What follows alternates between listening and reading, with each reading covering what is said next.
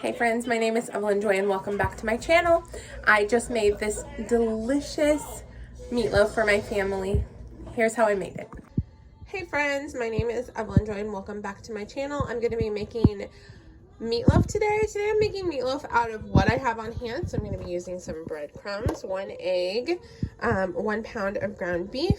I'm using some garlic powder, some onion powder, a little tiny bit of bell peppers that I chopped up, and some green onion.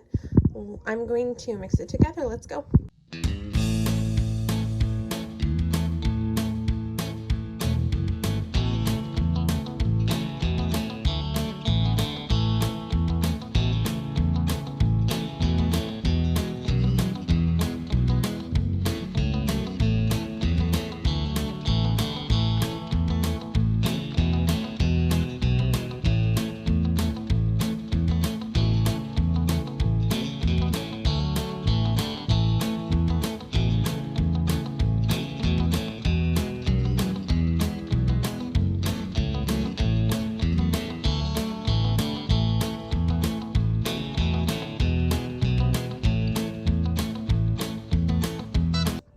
This smells so delicious. Let's cut it and scoop some out.